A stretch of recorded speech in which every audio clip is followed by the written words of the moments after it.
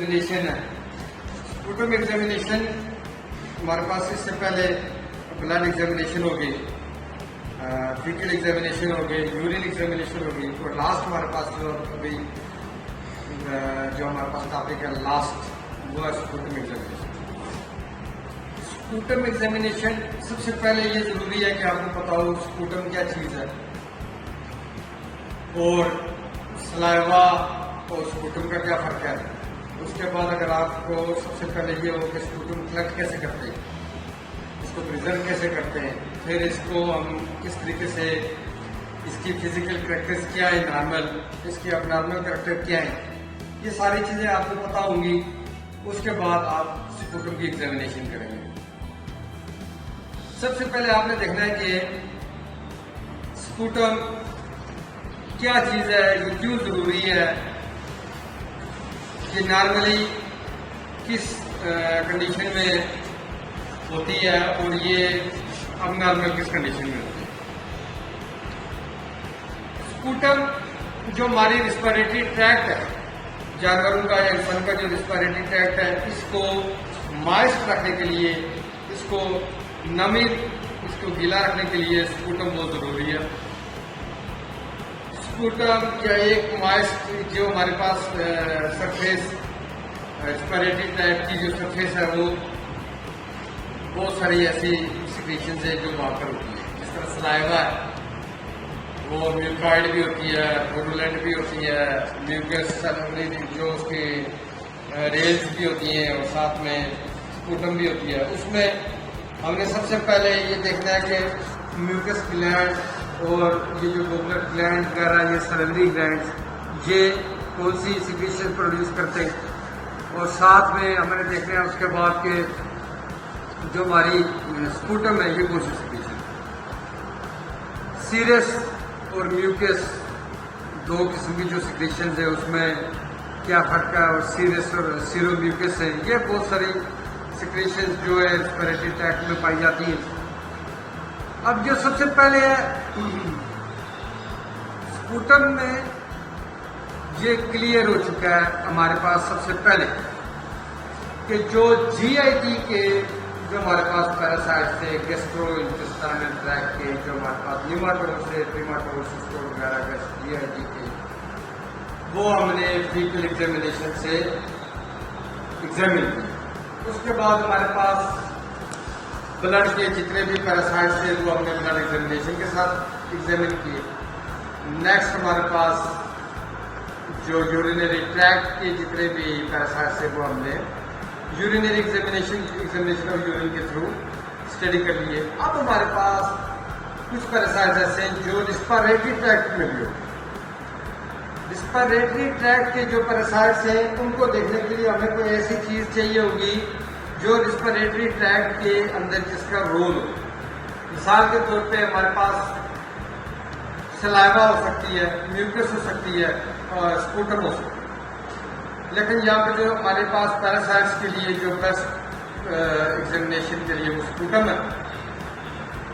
Sputum को हम examine करने के लिए सबसे पहले जो हमने देखना होगा कि स्पूटम कलेक्ट कैसे करनी है, और उसकी ऑब्जेक्टिव क्या है स्पूटम की एग्जामिनेशन है। जैसे मैंने पहले बताया कि रिस्पिरेटरी ट्रैक्ट की डिजीजेस को एग्जामिन करने के लिए हम स्पूटम की एग्जामिनेशन करते हैं।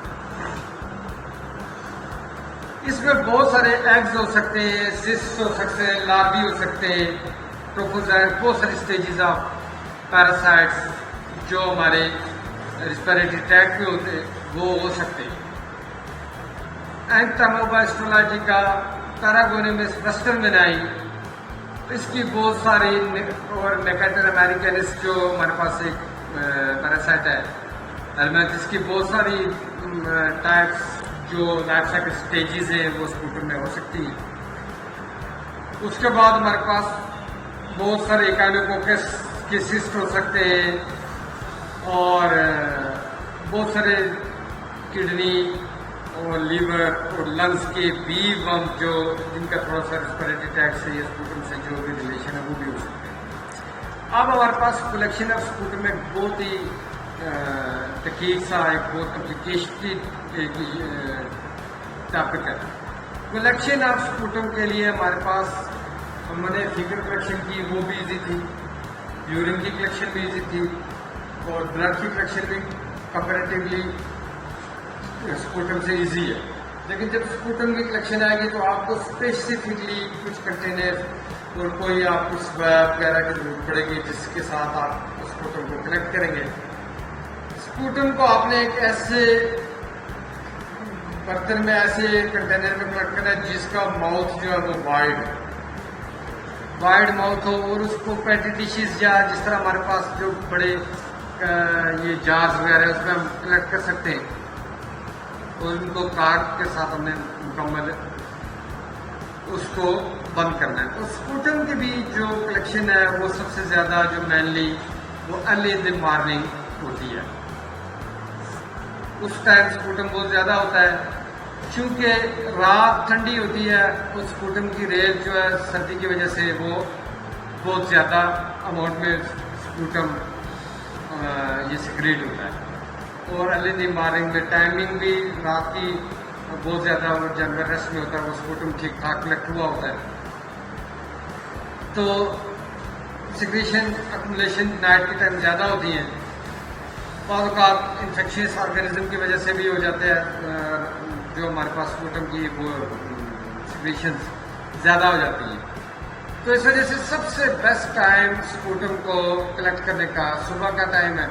उसमें स्पेसिफिक आपके पास एक स्वैब होंगे काटन के, जिसको आप जानवर के माउथ गैस लगा के या जिस तरीके से भी जानवर का मुंह खोल के उसके थ्रॉट से स्पूटम को आप कलेक्ट करेंगे और उसको प्रिजर्व करेंगे। अब सबसे पहले जो फिजिकल कैरेक्टरिस्टिक्स है या माइक्रोस्कोपिक एग्जामिनेशन है स्पूटम की, सबसे पहले वो देखी जाएगी कि माइक्रोस्कोपिकली स्पूटम में क्या नॉर्मल इसका बिहेवियर है, क्या अबनॉर्मलिटीज क्या है और नॉर्मल क्या स्पूटम का। माइक्रोस्कोपिकली मसल स्पूटम किस कंडीशन में होगा तो वो नॉर्मल होगा और किस कंडीशन में होगा तो अबनॉर्मल होगा। सबसे पहले स्पूटम का वॉल्यूम देखेंगे कि स्पूटम का वॉल्यूम कितना होना चाहिए तो वो नॉर्मल है, कितना होगा तो वो अबनॉर्मल।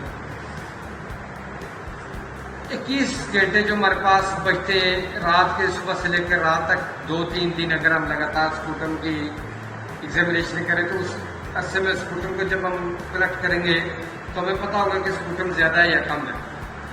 अब जब ज़्यादा वॉल्यूम ऑफ स्पूटम है, ये बहुत सारी डिजीजेज ऐसी है जिसमें ज़्यादा volume of sputum, more volume of sputum हो सकता है, जिसमें आपकी इन्फेक्शियस पल्मोनरी एडिमा हो सकता है, ब्रोंकाइटिस हो सकता है, पल्मोनरी ट्यूबरकुलोसिस हो सकता है, बहुत सारी ऐसी डिजीजेज, अस्थमा वगैरह, गैंग्रीन, पल्मोनरी गैंग्रीन वगैरह, ऐसी बहुत सारी कंडीशन है, ट्यूबरकुलोसिस भी, जिसमें स्पूटम बहुत ज़्यादा तादाद में, बहुत ज़्यादा वॉल्यूम में होता है।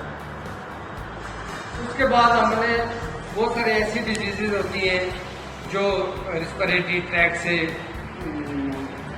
रिलेटेड हों, उन डिजीज में भी स्पूटम बहुत हाई मिकदार में होता है, बहुत ज़्यादा लार्ज अमाउंट में होता है।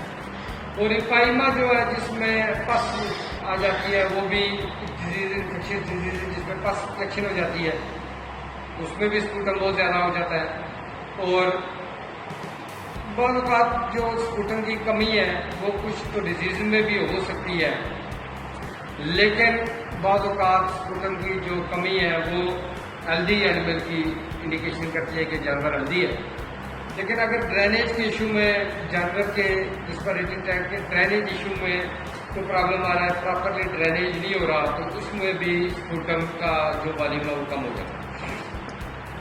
तो प्रॉपर ड्रेनेज ना हो उसको भी चेक करना होगा अगर कम हो, और प्रॉपरली अगर हेल्दी है तो ठीक है, लेकिन प्रॉपरली ड्रेनेज सिस्टम को हमने देखना होगा कि ड्रेनेज है प्रॉपर या नहीं है। तो जो नॉर्मली हमारे पास डिक्रीज इन यूरिनेशन, स्पूटम की जो क्वांटिटी अगर वो लो है तो उसमें हमारे पास प्रॉपरली ड्रेनेज सिस्टम का इशू हो सकता है। तो लार्ज क्वांटिटी में आपको हमने मुख्तलिफ डिजीजेज बताई जिसमें ये लार्ज क्वांटिटी ऑफ स्पूटम होता है। अब इसकी कंसिस्टेंसी स्पूटम की बहुत ज़्यादा वेरी करती है, ज़्यादा थिक भी नहीं होना चाहिए, ज़्यादा थिन भी नहीं होना चाहिए। थिक में बहुत सारी ऐसी डिजीज़ हैं जिसमें रबर लाइक या थिक हो जाता है, इलास्टिक प्रॉपर्टीज आ जाती हैं, वो उनका एक अलग सिस्टम है। तो बहुत सारी डिजीज़ जिनमें मुकम्मल ये थिन हो जाता है, बहुत सारी डिजीज़ में पैक सेलुलर मटेरियल इसमें आ जाता है, बहुत सारी डिजीज़ में इसमें पर्टिकुलरली कैश वगैरह कोई आ जाती है, कोई लिक्विड, कोई आपके इसमें कोई भी इम्प्योरिटीज आ जाती हैं। बहुत सारी डिजीज में मैसेज आ जाते हैं, सीरियस फ्रॉदी हो जा सकता है, ब्लडी हो सकता है, म्यूकोपुरुलेंट हो सकता है, पुरुलेंट हो सकता है, म्यूकॉइड हो सकता है। बहुत सारी इसकी जो स्पूटम है इसकी बहुत सारी फॉर्म माइक्रोस्कोपिकली हो सकती है। फिर कलर ऑफ द स्पूटम जो है वो एक मटेरियल में क्या वजह, उसका क्या रंग है, ये बहुत सारी वैराइटीज ऑफ कलर में आता है। म्यूकॉइड कलरलेस होता है स्पूटम, और जब येलो कलर होता है वो भी म्यूकॉइड में ही आता है, थोड़ा बहुत येलो कलर। ज़्यादातर म्यूकॉइड कलरलेस होता है, लेकिन ज़्यादातर येलो कलर भी आ जाता है। ऑरेंज अगर रस्टिक कलर स्पूटम है तो इसका मतलब है इसमें ब्लड की वजह से ये रस्टिक कलर है, या ऑरेंज इसका कलर है ब्लड की वजह से। ब्लड अगर फ्रेश है इसका मतलब है कि करीब के से ब्लड आ रहा है, अगर बहुत डार्क है इसका मतलब है कि लंग्स की डीपर सरफेस से ब्लड आ रहा है। उसके अलावा आयरन ऑक्साइड आ जाए तो ये रेडिश टिन सा एक कलर आ जाता है इसमें, और ब्लड की वजह से इसमें हीमोग्लोबिन हेमाटोमाइसिस आ जाती है। ये बहुत सारी एक ग्रेश इसकी कार्बन या कोल की वजह से ग्रेश भी इसकी लुक आ जाती है। तो ये इसके कलर डिफरेंट कलर होते हैं जो अब नॉर्मल कलर। अडर इसकी नॉर्मली स्पूटम की कोई अडर नहीं होती, लेकिन अगर बैक्टीरिया डिकम्पोजिशन या कंटेमिनेशन हो जाए तो इसकी अडर, इसकी जो स्मेल है या अडर वो प्यूटेड या स्वीट हो जाती है, या सावर हो जाती है, चीज़ लाइक हो जाती है। एब्सेस भी इसमें